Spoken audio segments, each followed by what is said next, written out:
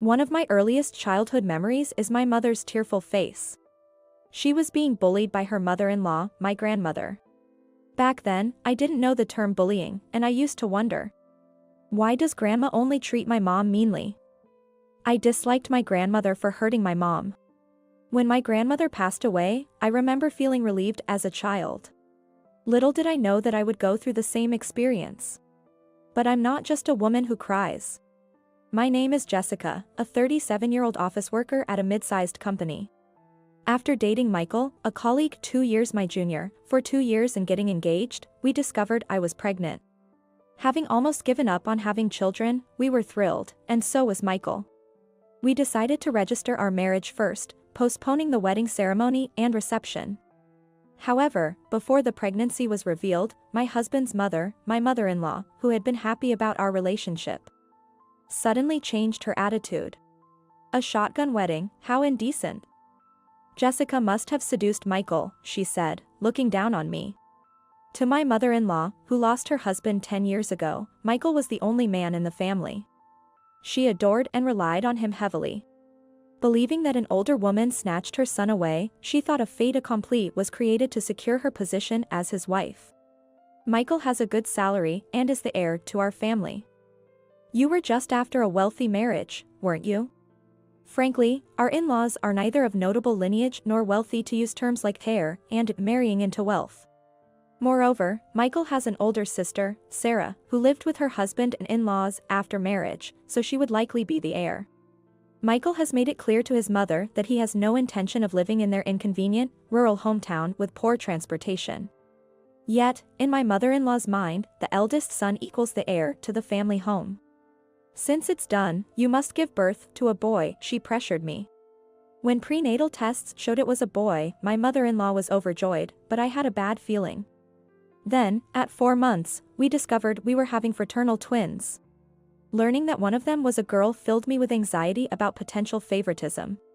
Perhaps due to the stress, I was at risk of a threatened miscarriage and was admitted to the hospital at 7 months pregnant. Then, my mother-in-law intervened again. People nowadays are so frail. I had my hardships during pregnancy, but I never had to be hospitalized, she complained to my husband, who visited daily, calling me a failed wife and incompetent. She even suspected that the children weren't Michael's.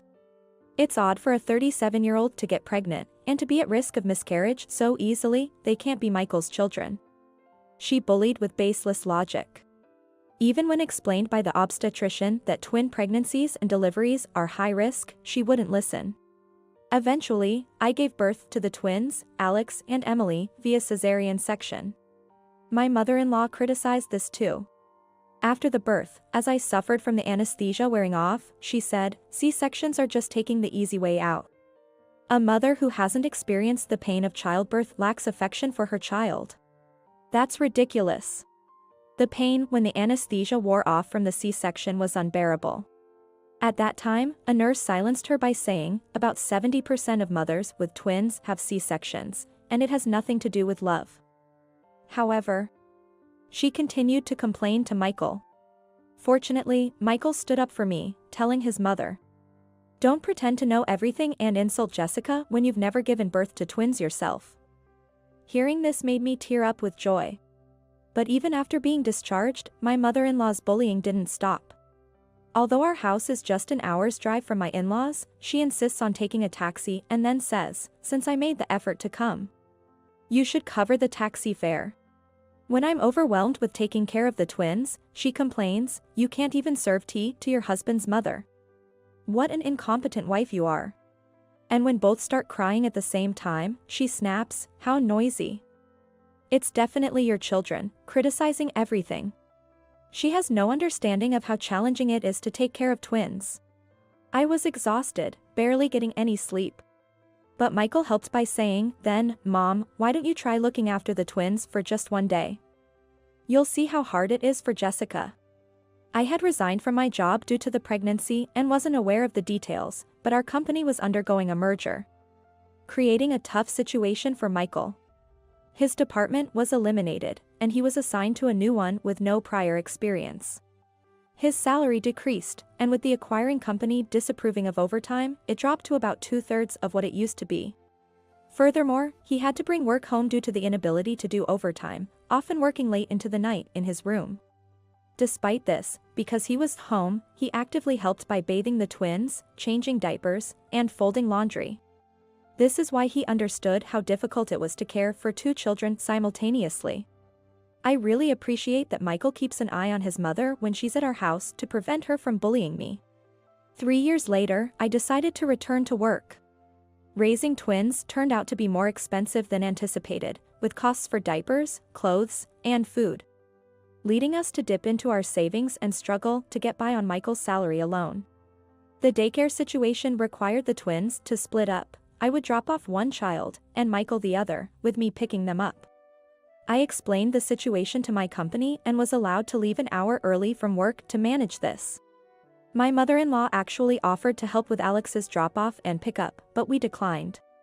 From the start, she showed favoritism towards Alex, the boy, by buying him clothes and toys, so we wanted to keep her at a distance. However, while we could guard against her on weekdays, we couldn't prevent her from showing up at our house on weekends, using a taxi as usual. She would arrive, laden with bags, and start pulling out toys, clothes, and sweets for Alex. "We appreciate you buying things for Alex, but please don't neglect Emily." "But Emily looks just like you, not cute at all," she would retort. Despite our requests, she wouldn't listen. The children began to notice her differential treatment. Alex became clingy to grandma, while Emily would hide whenever she saw her.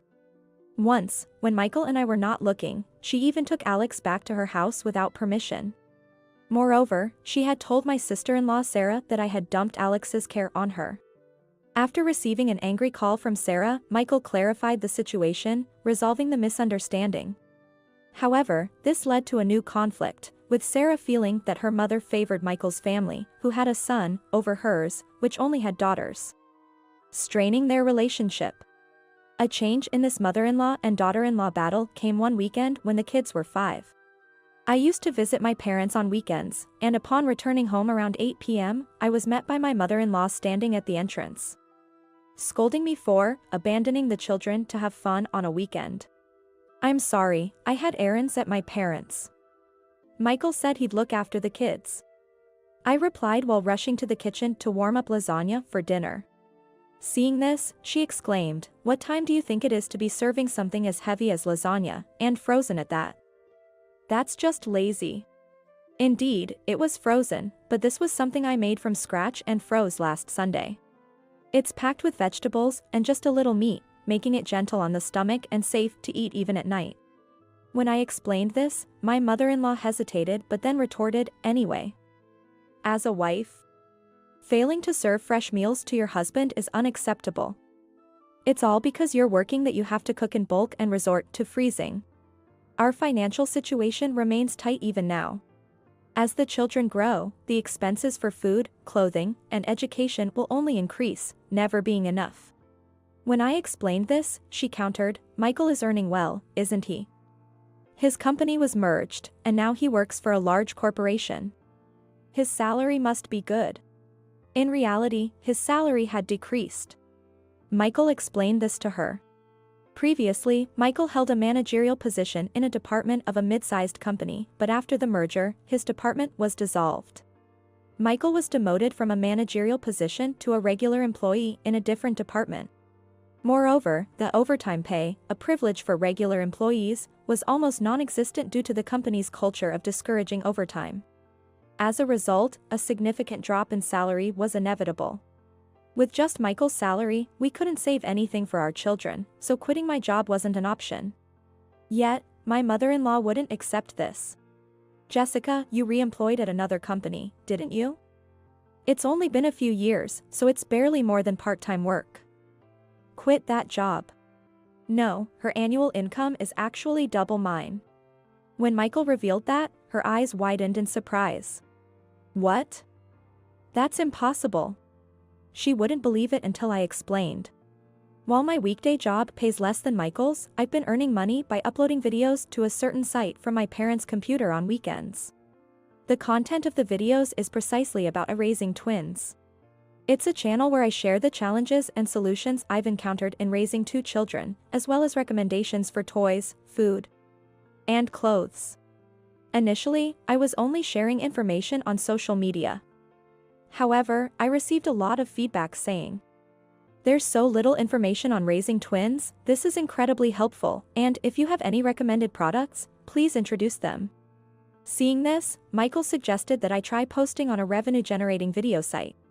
The channel became quite popular, especially among mothers expecting twins, as I responded to questions with detailed videos.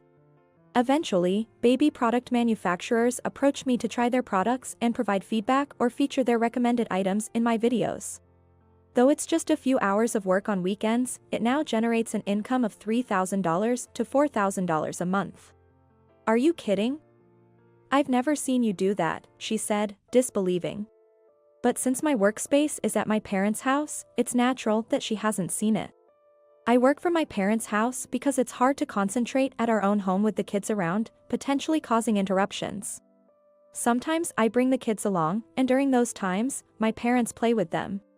Seeing my parents happily surrounded by their grandchildren makes me feel like I'm doing a bit of filial piety, which is quite satisfying. After learning that I truly earn double what Michael does, my mother-in-law suddenly started to cozy up to me. Well, Jessica, you were hiding your talent. That's right, you're the woman Michael chose." Her sudden change in attitude is because things aren't going well with Sarah's family. In front of Sarah, her mother constantly praised Alex and bought various things for him, which infuriated Sarah to the point where she demanded that her mother leave their family home. Since the land and house were already transferred to Sarah and her husband, her mother's position became incredibly weak. She might have thought about moving in with us, but she didn't like the idea of a saucy daughter-in-law and resorted to bullying to assert her dominance. Now realizing her low standing in our home as well, she suddenly became more humble, fearing that being disliked by Michael and me would leave her with nowhere to go. But changing her attitude now is too late. Recently, Emily has started to stand up to her grandmother. Just the other day, when the grandmother said, "I don't need a granddaughter. They just cost money. It would have been better if such a worthless grandchild didn't exist," Emily retorted. "Then, grandma and your mother are also worthless, because they're women." Seeing the grandmother's sour face, Michael and I couldn't help but burst into laughter, proud of our daughter. Given this situation, living with the grandmother is absolutely out of the question. "I'm sorry, but I have no intention of living with someone who disrespects and belittles me and Emily," I told her. Michael later found out from Sarah that she was also cold to Sarah's 2 daughters and pressured her daily to have a son. Naturally, Sarah's daughters also disliked the grandmother and refused to live with her any longer. In the end, the grandmother had to return to her childhood home, where her sister's family lives. However, given her personality, it seems she's not welcomed there either. She kept calling Sarah, crying and begging to live with her again, until Sarah finally blocked her number. Serves her right. As for us, we decided to move to my parents' house before the kids start elementary school. We informed her of our move only through an email stating, "We have moved," and have since cut off all contact with her. Now, including my parents, our family of 6 enjoys a lively and fulfilling daily life. We plan to continue the video uploads for a while longer, save up money, and renovate the house, as Michael and I have discussed.